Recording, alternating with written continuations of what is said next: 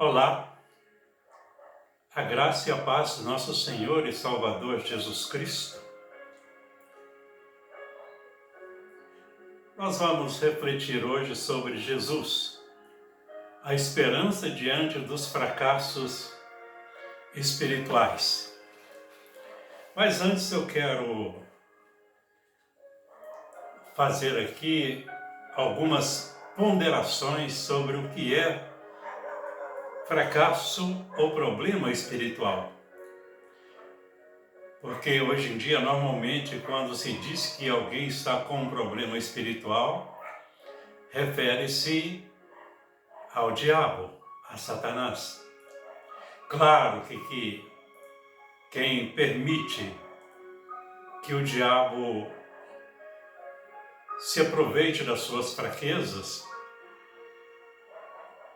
ou mesmo se permite a uma possessão demoníaca ou uma opressão demoníaca, pode-se dizer sim que é um problema espiritual. Mas há um problema espiritual negligenciado pelas pessoas e normalmente não comentado. É o problema espiritual chamado pecado. Precisamos entender que nós não somos apenas fantoches ou bonecos, ou nas mãos do diabo, ou nas mãos de Deus. Existe Deus, existe o diabo, existe nós, em nossa responsabilidade de estarmos em Deus ou estarmos a serviço do inimigo de Deus, Satanás. Portanto, nessa reflexão, nessa nossa abordagem, estaremos fazendo menção do pecado. Claro que Satanás, ele se aproveita, sim, das fraquezas, dos pecados, para realizar os seus planos contra a pessoa de Deus. Portanto, nós vamos falar de pecados. Então, Jesus é a esperança diante dos fracassos espirituais, ou dos nossos problemas espirituais. E a carta aos Hebreus nos diz, porque não temos um sumo sacerdote que não possa compadecer-se das nossas fraquezas, mas alguém que a nossa semelhança foi tentado em todas as coisas, porém sem pecado. Aqui está falando de Cristo como sumo sacerdote. Como sumo sacerdote, ele ofereceu a sua vida por nós ali na cruz do Calvário como um mediador entre Deus e os homens. Ele foi sacerdote, mas também foi a vítima, o cordeiro. Assim como no Antigo Testamento, quando um animal morria pelo pecado das pessoas, claro que não que aquele animal tivesse esse poder, essa capacidade, mas ali já estava apontando para Jesus. Era algo provisório até a vinda de Cristo Jesus, de quem João disse, ou a respeito de quem João disse, eis aí o Cordeiro de Deus que tira o pecado do mundo. Portanto, se você tem Cristo como o único Salvador e Senhor de sua vida, você tem essa esperança. Essa esperança que aponta para Cristo Jesus. E Jesus, ele não só faz um diagnóstico da nossa vida espiritual. Em Cristo Jesus, nós temos sim um diagnóstico da nossa vida espiritual. O fato de Cristo morrer por nós ali na cruz do Calvário aponta para a nossa falência espiritual diante de Deus. Aponta para o fato de que nenhum ser humano consegue alcançar a perfeição a ponto de ser aceito por Deus. Portanto, somos aceitos por Deus tão somente através de Cristo Jesus. Cristo Jesus, então, ele não é não faz apenas o diagnóstico da nossa vida, apontando para o fato de que todos pecaram e separados estão da glória de Deus. Mas ele se apresenta também como remédio para essa enfermidade tão negligenciada, os males espirituais. Pode-se dizer que a pior doença não são os males físicos, a doença física. A pior doença chama-se pecado. E Jesus, ele é o médico que faz o diagnóstico, mas ele também é o remédio para esses males em nossa vida. O fato de sermos crentes, servos de Deus, apenas nos coloca na posição de justificados diante de Deus pela fé, através de Cristo Jesus. Como também aponta para o fato de que nascemos de novo, nascemos espiritualmente, somos uma nova criatura. Mas isso não significa que somos perfeitos diante de Deus. A verdade é que Cristo vai nos aperfeiçoando ao longo da nossa jornada cristã quando nós permitimos que Ele faça isto. A perfeição do crente só acontecerá no céu. Contudo, há uma boa notícia.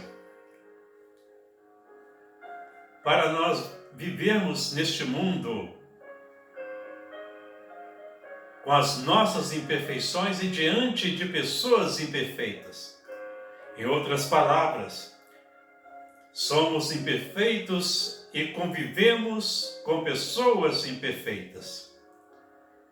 Vivemos no mundo imperfeito. A boa notícia é que Jesus Cristo enfrentou os nossos problemas ali na cruz do Calvário.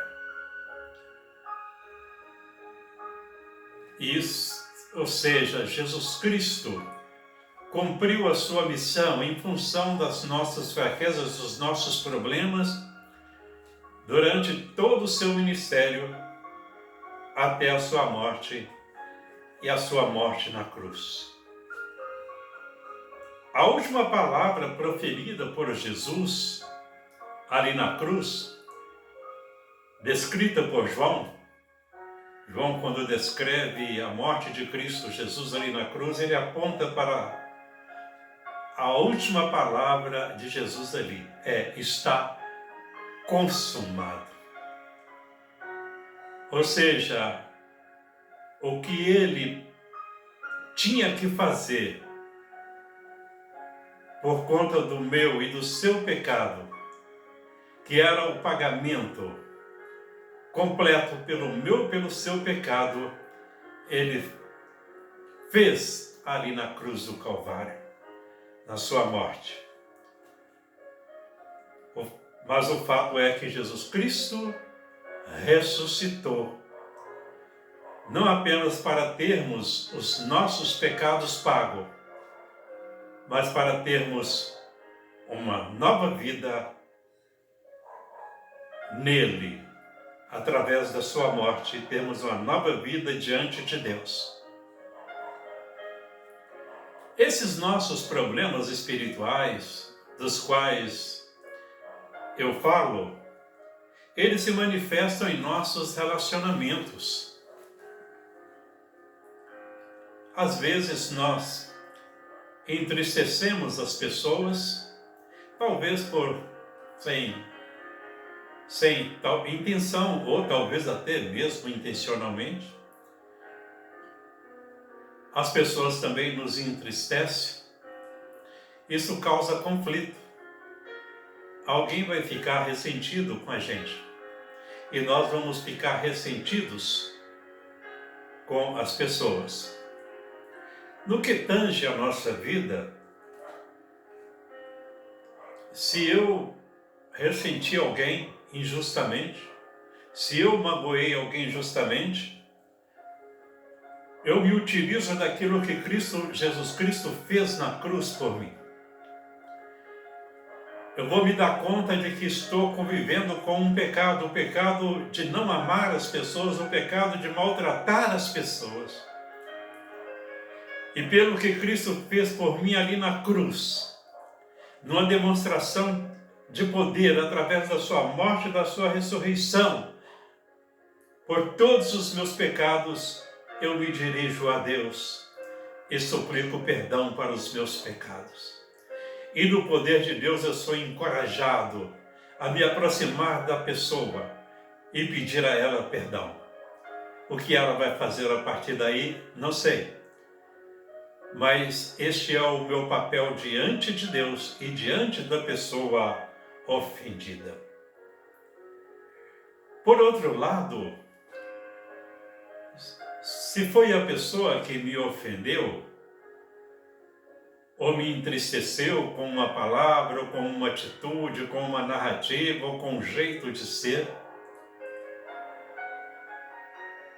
é com o poder de Deus demonstrado ali na cruz do Calvário, na morte e na ressurreição de Cristo, na sua subida ao céu, na sua glorificação, eu tenho o poder de Deus na minha vida. Deus disponibiliza o seu poder para dizer a Deus: ó Senhor Deus, não deixe que a mágoa e o ressentimento domine a minha vida.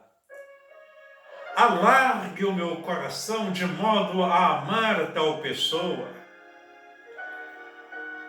Ame tal pessoa através de mim, Senhor. E o nosso coração ficará aberto para aquela pessoa. Pode até ser que algumas pessoas não vai haver condições de relacionamento, mas todavia nós não devemos limitar isso. O nosso coração precisa estar aberto, o nosso coração precisa estar pronto, o nosso coração precisa estar limpo. E limpo quer dizer da mágoa, do ressentimento. É interessante um versículo que diz que sem a santificação ninguém verá o Senhor. E alguns acham que esse ver a Deus é apenas quando chegarmos ali no céu. Não, é ver a Deus cada dia aqui pela fé. A fé produz esperança, e essa esperança aponta para o Deus vitorioso, para o Deus santo. É ver Deus. Evidentemente que não no sentido físico, mas pela fé podemos enxergá-lo. Mas só através de uma vida santa, de uma vida purificada, com os nossos pecados perdoados, nós podemos ver a presença maravilhosa de Deus. Claro que não na sua plenitude, não em sua totalidade, mas podemos ver muito de Deus, aquilo que Deus se revela a nós.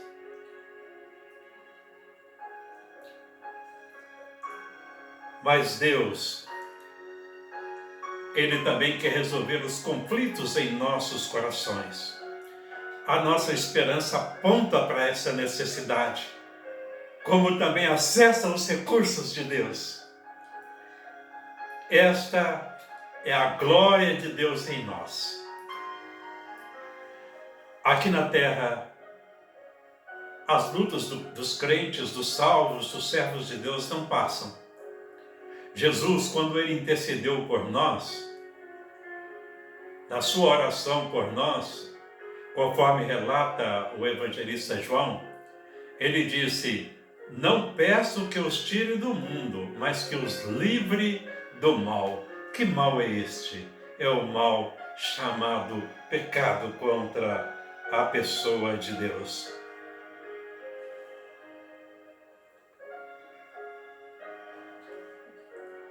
E o mesmo evangelista João agora, com o título de apóstolo João, já quase no final da sua vida, cheio de experiência, ele diz: pois todo aquele que é nascido de Deus vence o mundo, e esta é a vitória que vence o mundo, a nossa fé. A palavra mundo aqui não está se referindo a pessoa, a nossa luta não é contra pessoas. A nossa luta é contra o pecado fora de nós e o pecado dentro de nós. O pecado fora de nós é o que pode ser chamado mundo. Mundo fora de nós. As ideias erradas, os pensamentos errados, falsas doutrinas, a falsificação da palavra de Deus, a imoralidade, a pornografia, a mentira, a ambição, a sedução das riquezas e dos prazeres mundanos, como também a nossa carnalidade, os problemas entronizados em nossos corações, que o apóstolo chama de problemas da carne, obras da carne. Portanto, esta é a vitória que vence o mundo, a nossa fé. A fé produz esperança. Essa esperança ilumina a nossa vida de tal forma que nós vamos ver as nossas misérias, nós vamos perceber as nossas feridas, mas ao mesmo tempo essa luz que aponta, essa luz chamada esperança que aponta para as nossas mazelas espirituais, aponta para os recursos de Deus para as nossas vidas. Que Deus o abençoe, que Deus nos abençoe e que você possa desfrutar dessa maravilhosa esperança através da qual nós temos a cura espiritual, através da qual nós adquirimos a saúde espiritual, ou seja, nós vamos nutrir em nossas vidas uma espiritualidade saudável.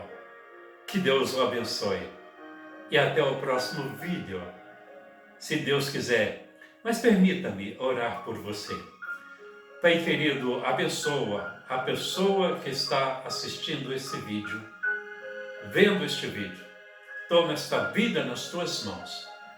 Abençoa poderosamente, espiritualmente, no nome de Jesus. Amém.